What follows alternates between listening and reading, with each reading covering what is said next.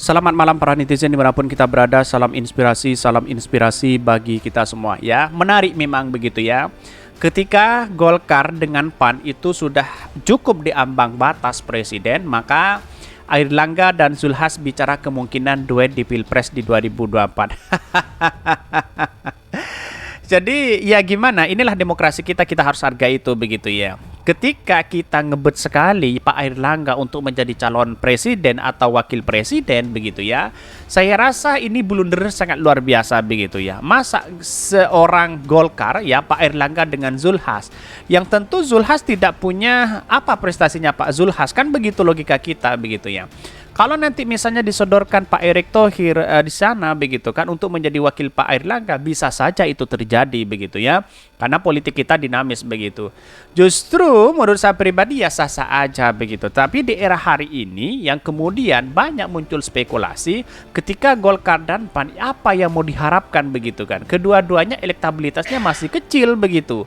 Jadi orang itu menganggap bahwa kayak kalau menjadi wakil sah-sah aja begitu. Ya, menurut saya pribadi ya, karena mungkin kalau ada 4 poros itu semakin mudah untuk memenangkan Anies Baswedan begitu ya. Yang katanya sekarang dari 3 poros menjadi 2 poros begitu kan. Tetapi ini menarik begitu. Mari kita baca terlebih dahulu ya komentar-komentar netizen seperti ini. Ini komentar-komentar netizen ya. Golkar PAN cukupi ambang batas presiden. Airlangga dan Zulhas bicara kemungkinan duet di Pilpres 2024 ya. Banyak orang mungkin pengamat-pengamat itu sah-sah aja begitu ya melihat dari dua ini begitu. Bermanuver itu sangat baik ya, tetapi perlu diingat bermanuverlah secara rasional, kan begitu logikanya begitu ya. Kalau semisal ini terjadi ada 4 poros ya, kemungkinan besar ini akan para pendukung-pendukung ini bahkan ya Anies Baswedan bisa menduduki di puncak klasmen, bisa saja seperti itu begitu ya.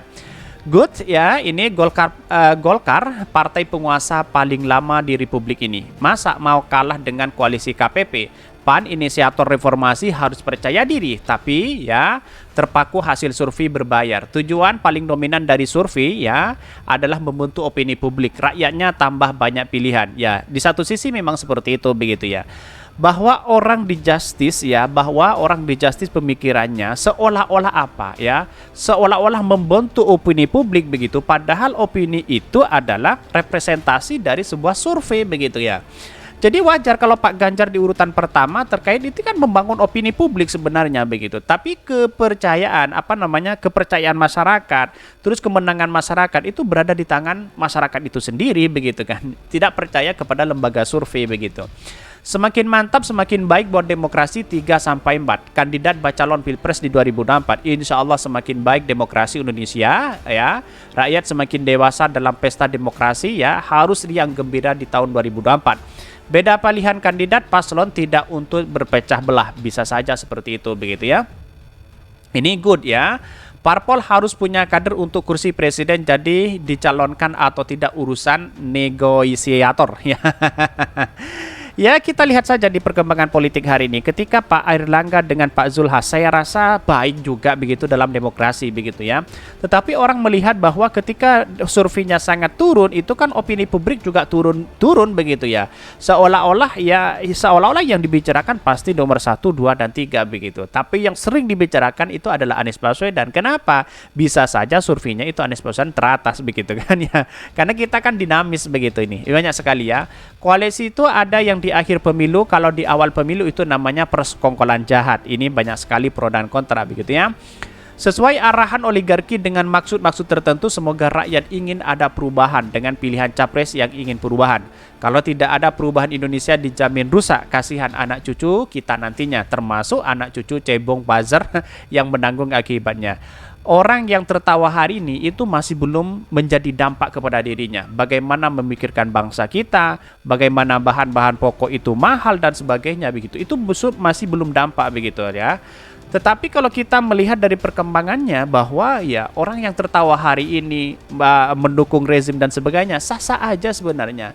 Tetapi kan cari pekerjaan susah, makannya si bahan-bahannya juga mahal, BBM juga mahal. Itu yang perlu kita pikirkan begitu ya. Tetapi mari kita baca terlebih dahulu beritanya seperti ini. Ini beritanya Golkar PAN cukupi ambang batas presiden ya. Airlangga dan Zulhas bicara kemungkinan duet di Pilpres di 2024 ya. Bermanuver itu sah-sah aja sebenarnya begitu ya.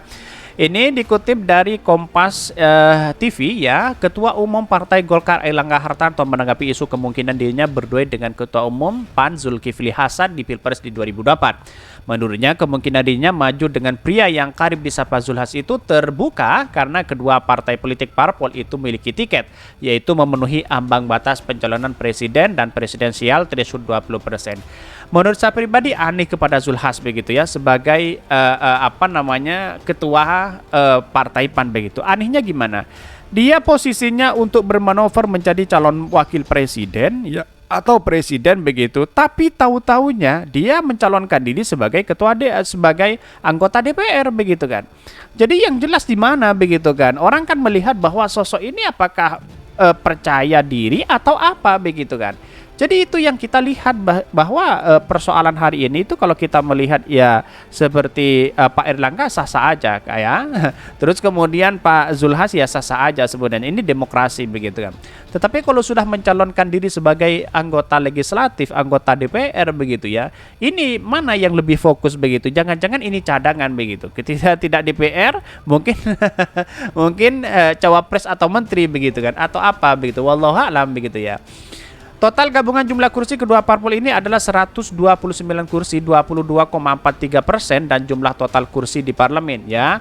Partai Golkar sendiri saat ini memiliki total kursi parlemen 85 atau sebesar 14,78%. Sedangkan PAN memiliki 44 kursi, 7,67% jumlah kota di kursi di parlemen. Bahkan kami memang sejak lama bersama-sama kuat, yang paling penting ya punya tiket. Kami sejak awal di KIB Koalisi Indonesia Bersatu ya komunikasi sangat baik yang guyup, kata Airlangga dalam keterangan tertulis. Ia mengaku memiliki hubungan baik dengan Zulhas selama ini, terlebih darinya ya sesama pembantu Presiden Joko Widodo. Saya dan Pak Zulhas punya hubungan yang sangat baik, kami sering komunikasi, bertukar pikiran, mencari solusi terbaik untuk berbagai persoalan bangsa ini. Di kabinet, kami ya bersama-sama di bidang ekonomi, kata Menko Perekonomian itu. Bahkan ya dia mengatakan hal senada yang dikatakan Zulhas. Ia menyebutkan keduanya memiliki kecocokan ya selama ini bekerja sama dengan Menko Perekonomian Airlangga. Hubungan kami berdua sangat panjang dekat ya, chemistry-nya selalu positif dan saling menguatkan dalam bekerja untuk politik maupun pemerintahan, kata Menteri Perdagangan itu. Saya rasa menarik juga begitu ya. Jadi artinya apa? Artinya selama ini kalau kita melihat kalkulasi politik ya sah-sah aja begitu kan. Itu sudah 22, berapa sekian persen begitu dari ambang batas begitu. Artinya sudah cukup untuk mengusung calon presiden begitu. Tetapi menariknya bisa saja begini. PAN itu bisa saja menyodorkan Pak Airlangga, bisa menyodorkan yang lain begitu untuk menjadi wakil Pak Airlangga begitu kan. Itu sangat menjadi kekuatan luar biasa juga begitu ya. Tetapi sampai hari ini begitu kan, hitung-hitungan masalah Pilpres itu kan sangat gede banget begitu kan, sangat besar begitu. Jadi artinya apa? Artinya kalau kita melihat bahwa ya inilah demokrasi kita begitu ya. Jadi orang berpandangan bahwa sebenarnya Partai Golkar itu potensi untuk memenangkan Pilpres ini begitu kan? Karena saya rasa senior-senior dari dari Partai Golkar saya rasa juga akan setuju itu begitu.